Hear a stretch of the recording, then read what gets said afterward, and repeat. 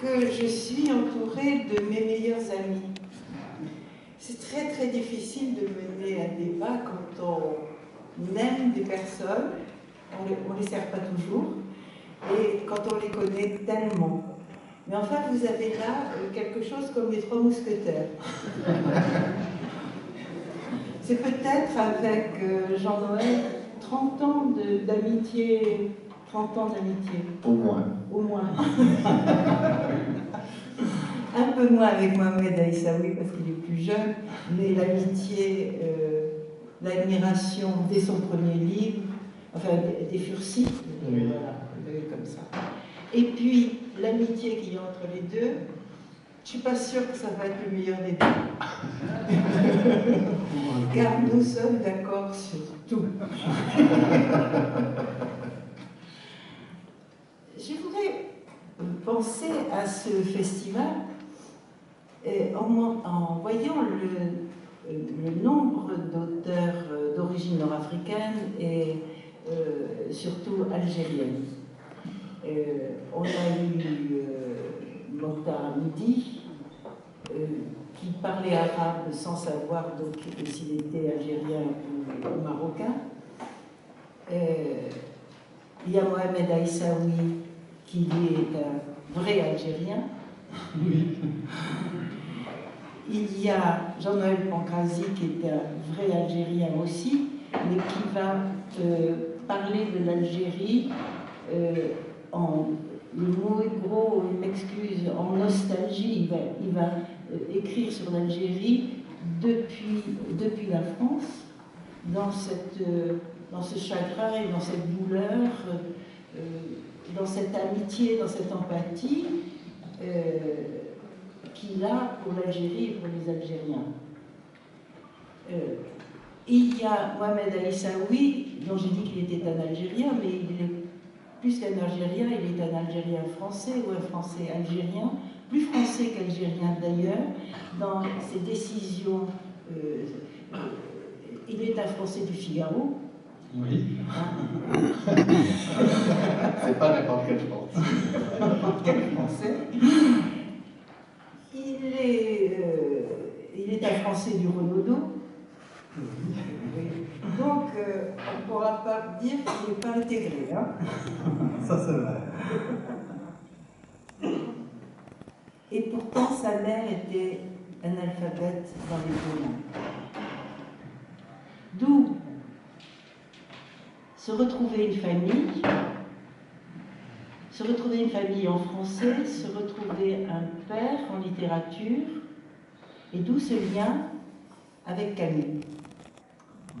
Parce qu'en écrivant le dictionnaire amoureux d'Albert Camus, non seulement il se déclare fils d'Albert Camus, de sa famille en tout cas, mais au milieu de tous les dictionnaires qui ont été écrits sur Albert Camus, de tous les écrits qu'il y a eu sur Albert Camus, celui-là a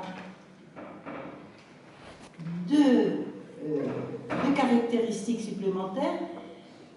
Il est amoureux, et ensuite, dans ce livre, Mohamed Aïssaoui se trouve une sœur qui est Catherine Camus. Et c'est l'originalité de ce livre, elle est double, c'est que ce n'est qu'une histoire d'amour, et c'est qu'une histoire de filiation, et puis il trouve une sœur, et je le félicite d'avoir trouvé en Catherine Camus une sœur. Merci. Car c'est une personne pas si facile que ça. Absolument. Je pourrais vous raconter des anecdotes. Je vous signale que Margot n'est pas si facile que ça. Non. Mais elle est plus facile que Catherine Camus, pour les connaître toutes les deux. Et on apprend dans votre dictionnaire, au fond, que Catherine Camus, elle a appris à connaître Camus comme les autres, en grandissant. Oui, c'est vrai. Vous pouvez me dire quelque chose? Oui, bien sûr. Alors, je pourrais dire, là, si on a 3 heures, je vais les prendre. Non, mais d'abord, je ne veux pas oublier de vous remercier d'être là, parce que chaque fois, je suis émerveillé quand il y a du monde qui vient pour écouter des personnes parlaient littérature. Je remercie Paul parce que c'est toi qui est le pilier, la cheville ouvrière de ce festival depuis des années maintenant. Et mon Dieu, c'est un travail de transmission et de passage qu'il faut absolument préserver et saluer. Catherine Camus, pour revenir à elle, la première fois que je l'ai vue, comme beaucoup, c'était pour l'interviewer sur son père. Et puis tout de suite, en fait, alors que j'adore Camus, pour moi, je l'écris, c'est mon père, c'est mon professeur, c'est mon ami, c'est celui qui me console des chagrins du monde. C'est Catherine qui m'a intéressé, et c'est dingue ce qui s'est passé, c'est que je me suis senti orphelin avec elle. Et donc si je me suis senti orphelin, donc du coup c'était ma sœur. Elle a quelques années de plus que moi, mais en plus c'était ma petite sœur. Parce qu'elle avait besoin d'être protégée. Et c'est vrai ce que tu dis. J'avais lu autant qu'elle Camus finalement, mais évidemment elle avait quelque chose de plus parce qu'elle a connu son père jusqu'à l'âge de 13-14 ans. Donc véritablement pendant peu d'années où elle avait une conscience. Et je suis très frappée d'une phrase une phrase de Catherine que tu répètes dans le dictionnaire amoureux, la phrase dont la relation qu'elle a avec son père tient à une phrase, elle le voit triste un jour. Oui, ça c'était incroyable parce que Camus, on connaît comme l'auteur engagé, etc., l'homme fort aussi, qui s'est souvent battu, qui a été résistant, journaliste, etc. Et elle a 13 ans, elle voit son père, on regarde les yeux dans le vide, et elle lui dit « Tu es triste, papa ?» Et lui répond « Je ne suis pas triste, je suis seul. » Et il venait d'avoir le prix Nobel de littérature. Donc c'est cette relation-là, mais il y a aussi un Camus qui est drôle, qui chante des chansons, qui blague. Mais je reviens à cette idée qu'au fond, Catherine, elle a 13 ans, donc les grandes lectures de Camus, les lectures philosophiques, les lectures des termes, elle va les faire après. Beaucoup plus tard, bien sûr. Beaucoup plus tard. Oui. Et que finalement, je pense qu'elle doit avoir la nostalgie, que c'est une vraie orpheline. Elle est orpheline de ne pas avoir occupé le temps de son père. Si tu veux, de ne pas avoir été la contemporaine de son père, je pense qu'il y a ça. Oui, bien sûr, elle est orpheline, mais à sur de multiples plans, dont celui que son père ne lui appartient pas, voilà. Déjà le père connu. Elle dit d'elle-même, ça m'a sidéré, elle dit « Je suis l'œuvre mineure de mon père ». Alors qu'elle a fait un travail remarquable. Et puis surtout, ce que on lui a enlevé, c'est qu'on lui a enlevé son père, celui qui était parfois dur avec elle. Elle a un frère jumeau, donc ils étaient élevés en même temps. Donc c'est vrai que c'est une femme à la fois d'un courage exceptionnel et d'une fragilité extraordinaire. Moi, ma relation avec elle, et c'est vrai qu'elle est difficile, elle accepte peu d'amitié, très très peu d'amitié, parce que je pense qu'on ne la comprend pas si on dit pas, il faut la rassurer. Et elle a quand même, et c'est pas admirable en soi, mais c'est quand même, on peut regarder ça avec des yeux d'admiration. Elle a sacrifié sa vie, elle était avocate, elle n'a exercé que 6 mois, et après elle s'est consacrée à l'œuvre de son père. Elle disait toujours, donc elle habite chez son père, et c'est dingue, elle dit j'habite chez Camus. Et il n'y a que depuis 5-6 ans où elle a racheté la maison mitoyenne et elle dit enfin j'habite chez moi. Donc, est-ce que tu savais que la dernière conférence que Camus c'est ici? C'est ici. Et c'est quand je dis ici, c'est pas à Aix, c'est ici. Là. Ici. Et certainement sur cette table. Forcément, c'était cette amphi-là. Et que cet amphi s'appelle Robert Fouché et qui s'appelle pas Camus, c'est quand même quelque chose d'assez étonnant. Oui. Dans une ville qui a les archives de Camus. Qui a la cité où il y a plein d'archives. D'ailleurs, j'espère qu'un jour un travail sera fait. Oui.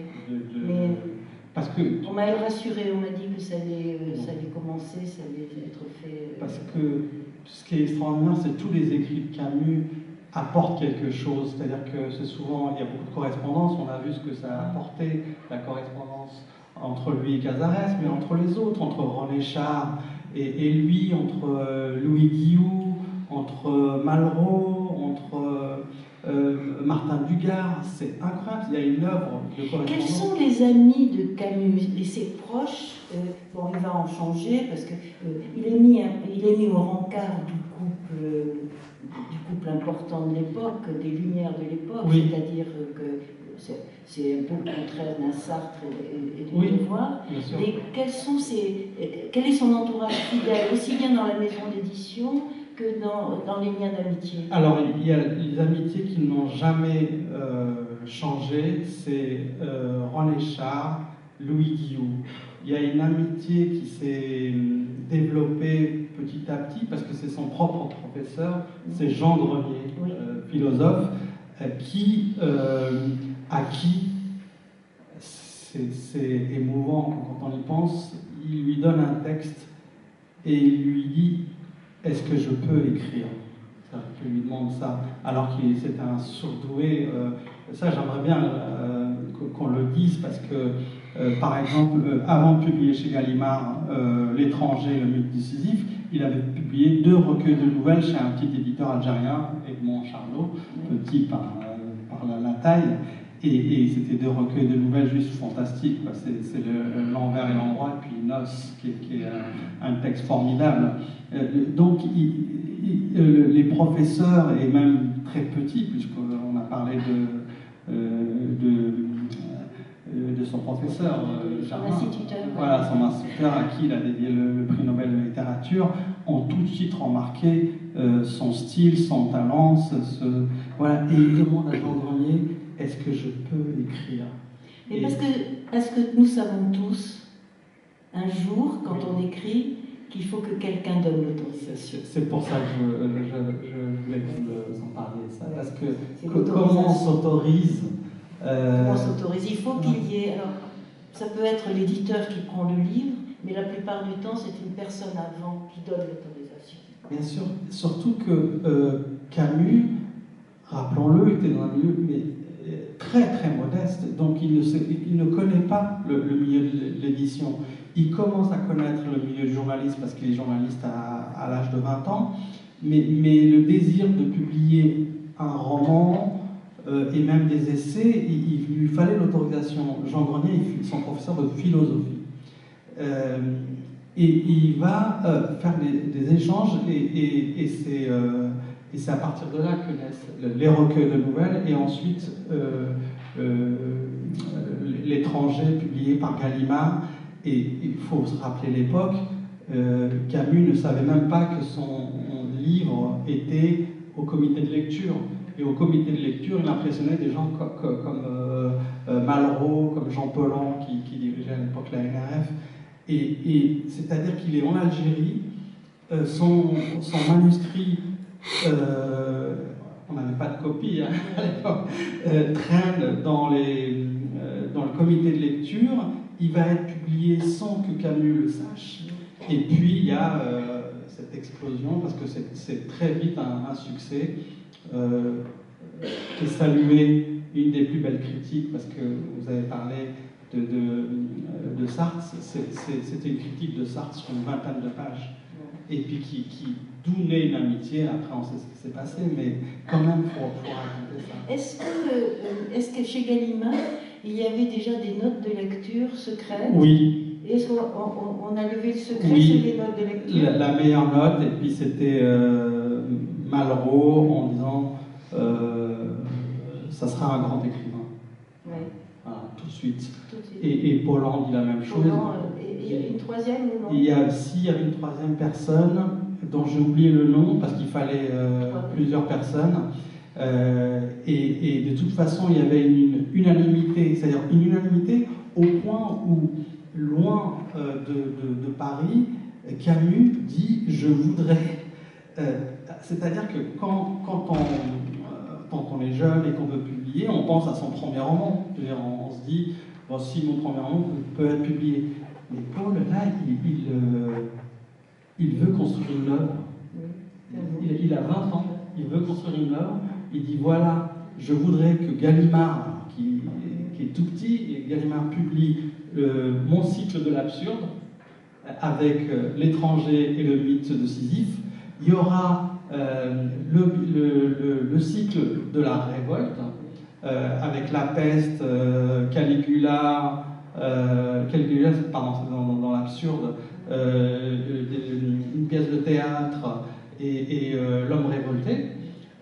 Et puis il y avait, malheureusement, il est mort avant, il y avait, j'aurais tellement voulu, le cycle de l'amour. C'est-à-dire il y avait l'absurde, la révolte, l'amour. C'est-à-dire que c'est un jeune homme de 20 ans qui n'est pas dans le milieu et qui dit voilà, je veux construire une œuvre.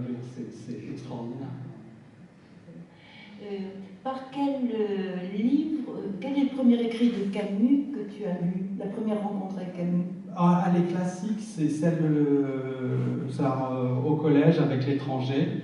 Et alors là, on en vient justement au côté algérien. C'est que moi, je venais d'arriver en France, j'avais 9h30. Je lis l'étranger parce que le titre c'est l'étranger. Je dis tiens, on va peut-être parler de moi. Et je cherche à comprendre. Et j'ai rien compris. Mais absolument rien compris. Mais en revanche, j'étais totalement subjugué. Je sais pas, il y avait quelque chose qui se passait. Je crois que d'autres le vivent. On n'est pas forcément forcé d'être algérien pour être subjugué par ce mystère de quelqu'un, d'un héros tellement antipathique, mais avec qui on entre en empathie. Moi, j'aimais tous les personnages secondaires de l'étranger, et j'en voulais, je détestais pas, mais j'en voulais à Meursault de cette indifférence, notamment à l'égard de Marie, qui est sublime, qui est la femme idéale, etc., et elle lui dit tu veux m'épouser, elle lui dit oui si tu veux, mais est-ce que tu m'aimes? Non. Et cette indifférence, mais je cherchais à comprendre pourquoi j'étais subjugué, et je pense que je l'ai lu trop tôt, je ne sais pas. C'est quand même quelque chose de curieux que les Algériens qui lisent Camus essaient de se retrouver dans un livre qui les oublie, qui les dénie. Et qui les dénie. Oui, alors justement, j'ai pris la défense de Camus dans le dictionnaire amoureux, j'ai fait une entrée arabe. Arabe et l'arabe maintenant, parce que dans l'étranger, il y a l'arabe qui n'est pas nommé, dont d'ailleurs que je cite aussi Meursault contre enquête de Kamel Daoud, qui est un superbe texte, mais qui donne un nom et la parole à l'arabe de l'étranger. Et là, j'ai protesté, parce que je pense qu'encore une fois, on confond l'auteur et le narrateur. Et en fait, Camus montrait la société algérienne à l'époque, et j'ai retrouvé ce mot d'arabe ou l'arabe dans nombre de nouvelles, parce qu'ils n'avaient pas de nom, les Algériens autochtones, comme on dit, parce qu'il n'y avait pas de nom très identifié. Ils n'avaient pas de statut, ils n'étaient pas français, alors qu'on était en France. Et donc, c'était deux peuples qui vivaient ensemble sans se voir. Et donc, la manière de le dire, et dans les nouvelles aussi, c'est l'arabe. C'est des gens qui n'ont pas de nom parce qu'ils n'ont pas de statut. Et, parlant de dire, d'utiliser cet adverbe, c'est merveilleusement décrit. C'est-à-dire, c'était ça. Et on ne peut pas reprocher à Camus de ne pas aimer ce peuple-là, parce qu'à 20 ans, 21 ans, il écrit Misère de la Kabylie en tant que journaliste. C'était un texte qui est de la veine de Svetlana Alexievitch, le travail qu'elle a fait sur la Russie et la Biélorussie, qui a un texte formidable. Il montre, voilà, et il dit on ne peut pas vivre dans un pays où il y a des enfants aussi pauvres qui vont chercher à manger dehors, etc. Et c'est lui qui le dit, et il a une vingtaine d'années.